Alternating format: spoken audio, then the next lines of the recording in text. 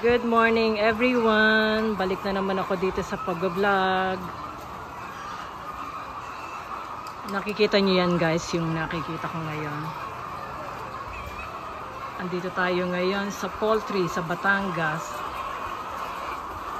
My goodness, ganito pala ang talagang poultry. Napakaraming itlog, napakaraming manok.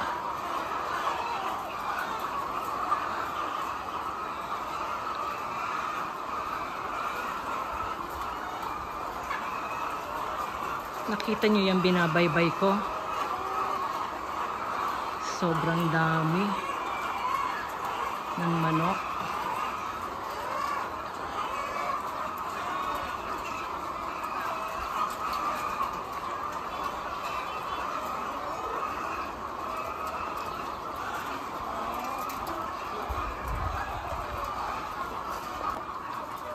Medyo na late kami ng konti kasi anong oras na dito? Alas 10. Dapat kasi maaga para maabutan namin yung pag-harvest ng ng manok. Ganyan no? Kita niyo yung itlog niya. Ngayon ito kalalabas ang isang piraso.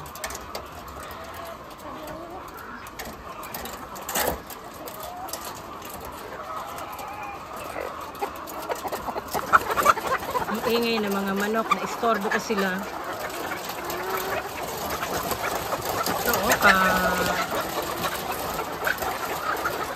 Lalabas lang oh. Ayan oh, mainit pa yung manok niya oh. Ganda.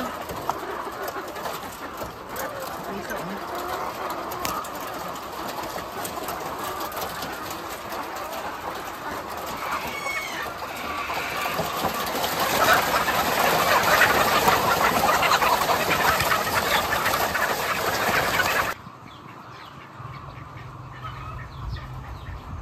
Nakita nyo yung dami ng poultry dito guys. Napakalaki. Ilang buildings ito. Sobrang dami.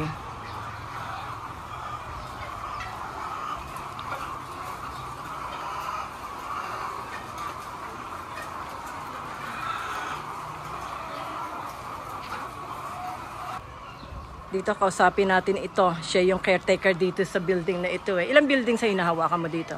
Isa po. Ito mismo. Hindi po, anak po nung naghahawak. Anak ka na naghahawak. So, bali, everyday harvest kayo? Opo.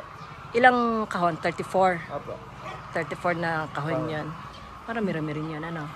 Araw-araw. Isang building lang yung pinag-uusapan natin. Opo, isa pa lang po. So, ilang buildings yung meron dito? 22. So, everyday, 34 into 22. So, ganun karami. So, ayun guys, naririnig nyo. Narinig nyo ba yung sinabi niya? 34 buildings. 22 buildings. Opo. Tapos 34 boxes yung na-harvest nila dito araw-araw. So, multiply nyo na lang yun kung gaano karami yun. Ayan o guys, napakarami. Sobrang dami. Dito tayo. 22 buildings na ganyan.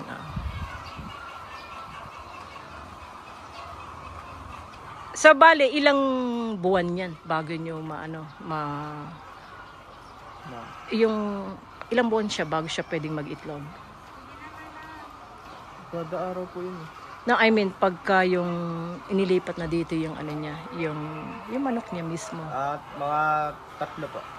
3 buwan, kailangan dito na sila. Hindi po, pagdating, mag-aantay po ng 3 buwan tapos, tsaka po sila mangingitlog. So, saka lang sila mangitlog after 3 months. Tapos, ilang taon sila pwedeng mangitlog ng paulit-ulit? Yung the same na chicken? 2 taon po. 2 taon. So, matagal-tagal din, ano? Kaya lang, malaki rin yung expenses na nagawa ng feeds, ano? So, ayan lang guys, narinig nyo. Napakalaking investment ito. Kung ito gusto nyo. Maganda, nakaka-amaze. Ang daming buildings para sa itlog. Ito guys, umakyat ulit ako guys sa poultry nila. Binalikan ko tong mga caretaker dito. So ayan ganyan kadami. Anong oras kayo nagpapaano ng feeds nito? Nagpapatoka? Ilang beses sa isang araw? 3. Tatlong beses. Umaga, tanghali, hapon. Apo. Tapos ang harvest nyo ganun din ng egg. 2 lang pong limot. Umaga at hapon. Anong oras sa umaga? Mas 9. Alas 9. So, ayan guys, 2 beses sila nag-harvest. Ito, total. Ilan ito? Ilang manok dito meron? Yun, diba? Tinatanong niya si 15 po. papa niya. 15,000 na manok. Ang dami, ha? Grabe guys, so napakarami. Oh, tignan niya. Oh. So, 15,000 na manok yan. 3 times na pakakainin, pero 2 times ang harvest. Pero ilang ano yan? Ilang taon nilang pwedeng ma-harvestan ang manok? 2. 2 taon. So, ayun guys. Siguro bawi rin naman ang puhunan. Bawi naman di ba? Wag lang mapepeste, Opo. So, ayan. Isa lang ang may-ari nito, guys. So, ilang building to? 22 buildings na poultry. So, ganong karami ang kanilang inaalagaan dito. So, ayun lang, guys, ha. Siya yung caretaker dito. Si Daddy ayaw umano ayaw humarap sa camera. Siya yung nagbibigay ng feeds dito, oh.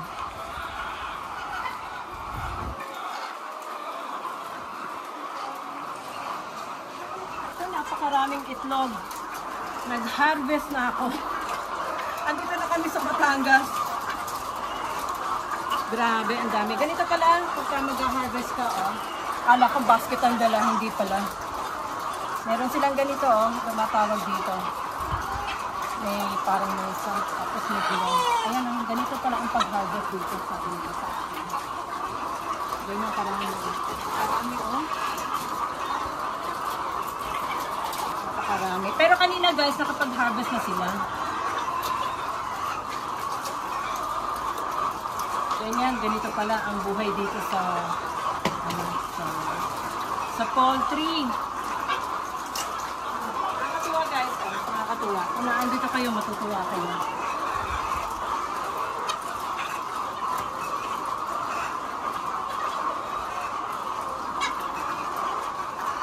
Sulat natin ang kaantay-kanti lang. Okay.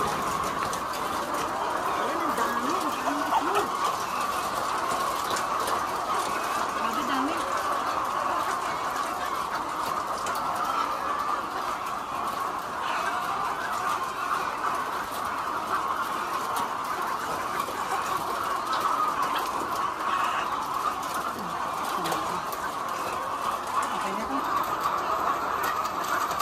Napakaraming itlog.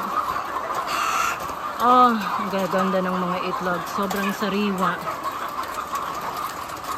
Tapos na ang harvest nila, pero binigyan nila ako ng pagkakataon na kuha ng video, makapag-vlog. Guys, sinadya ko talaga ito para ma-vlog kasi maganda ito, napakaganda. Marami kayong matututunan dito. Kita niyo yan sa sobra. Ganyan kadami itlog ko.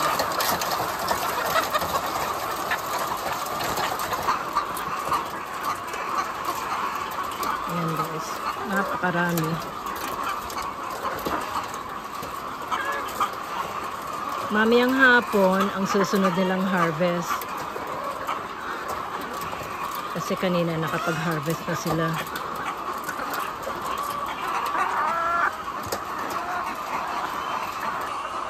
Kita nyo yan, napakaraming buildings.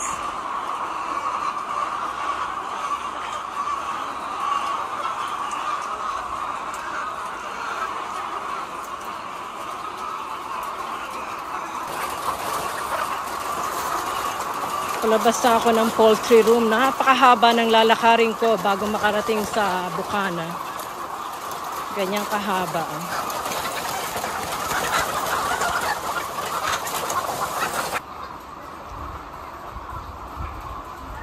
So, yun lang guys from the poultry. Ito yung mga na-harvest ko kanina. Ayan, nakita nyo yan. Ito yung building number 22. Ang total buildings nila ay 22 buildings. So, dito ako nakapag-vlog. At ako'y natutuwa dahil na-experience ko ang mag-harvest. Nakakita ng talagang poultry na buildings na ganito. First time ko nakapasok sa ganito guys. So, ayan. Ganun pala. Ganito pala ang sitwasyon dito. Napakalinis ng poultry nila, oh.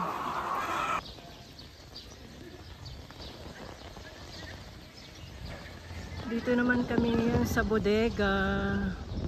Bodega pa rin ng itlog. Yung poultry na pinuntahan namin, sila yung may-ari. Ayan ang bahay niya. Sila yung may-ari ng 22 buildings ng poultry. Na pinuntahan namin kanina. Ngayon dito kami tumuloy.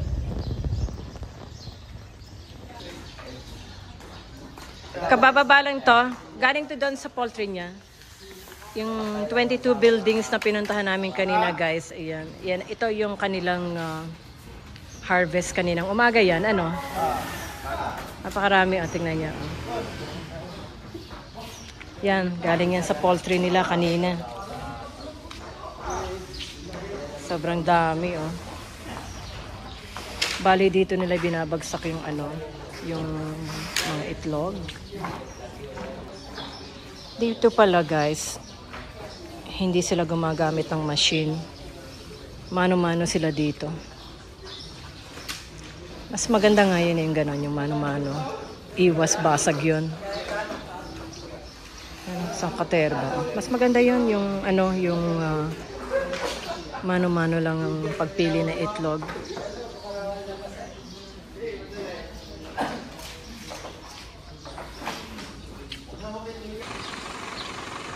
Nakaka-inspired yung ganito.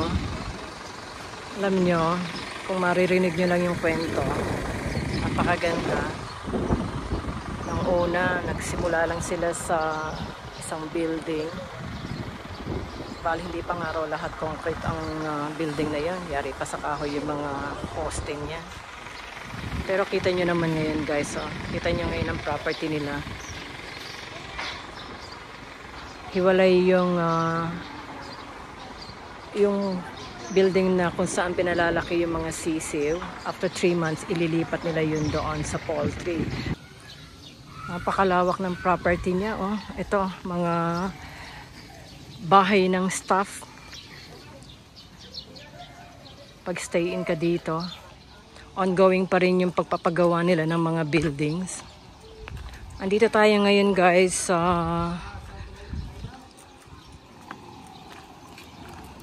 growing house, kung tawagin. Ito yung growing house. Nandito tayo sa growing house naman. Tingnan natin kung ano ang meron sa itaas. Kasi dito ro nila yung mga sisiw dito muna nila inaalagaan. 3 buwan bago ilipat sa poultry buildings. Yung may 22 buildings.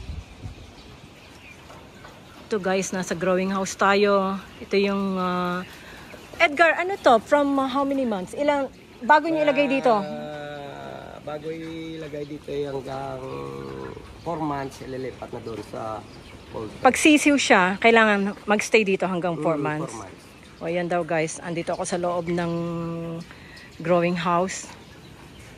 Ito yung mga sinasabi kong manok na nag-i-stay muna dito ng 3 to 4 months, then tapos ililipat na nila sa poultry para doon naman siya mangitlog. Napakalaking property nito, guys. Milyon.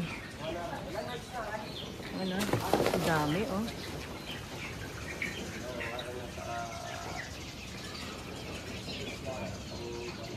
Kausap ko yung may-ari kanini. Ang sabi niya na future na raw to sa unang hirit. Pero talagang ayaw niyang humarap sa camera. Ayaw niya. Dito lang to sa Batangas, guys. Bumalik ako kasi napakaganda naman talaga na ma-future ito. Lalo na ako, very fortunate na payagan ng may-ari na makapag-video, makapag-vlog ng property niya. So, I'm very grateful.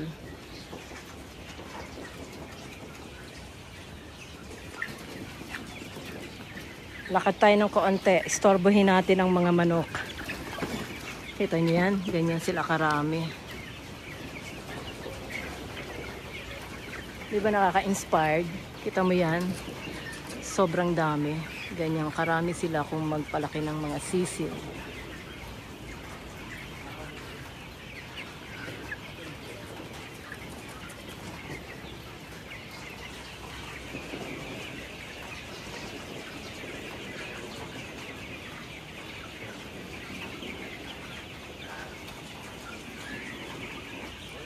Ito yung tubigan nila.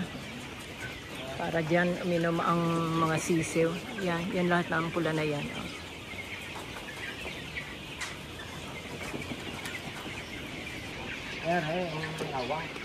Ito, ilang buildings dito?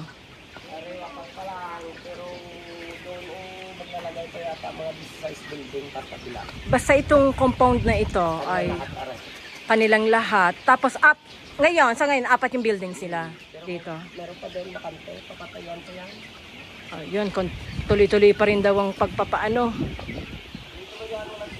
pagpapatayo ng buildings. Ito yung bakante na alagaan ng mga manok, yung mga sisi.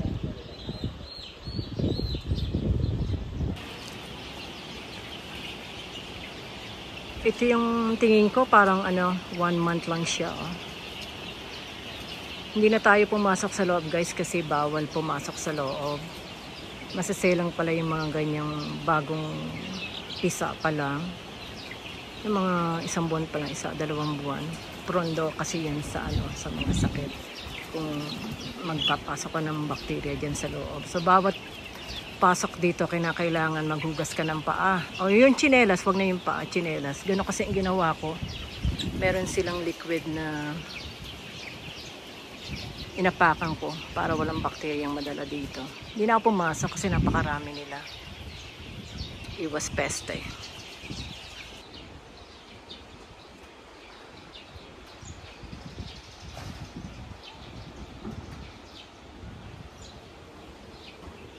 Palabas na ako sa growing house. Nakikita niya yan sa likod. Dito nila inaalagaan. Ulitin ko, dito nila inaalagaan yung mga sisiw. Pagdating ng 3 months, inililipat na nila sa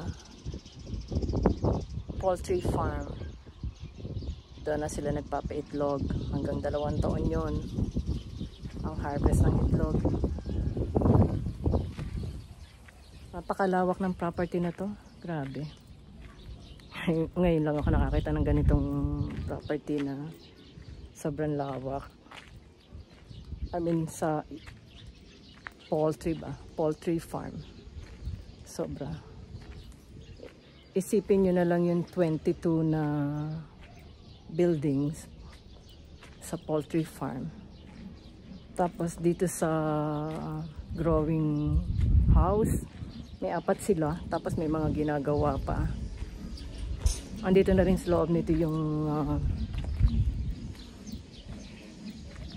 pilian nila ng itlog. Tuloy-tuloy ang gawaan dito. Ayan sa isang compound lang to. Ito mo yan, sa likod may bundok. Hindi lang masyadong tanaw ang bundok dito Oh my God guys, sunog na ako dito sa Pilipinas. Babawi na lang ako pag balik ko sa UAE. Ang dami ko ng sunog na ako. Ayan Sobrang init kasi ngayon dito sa Pilipinas.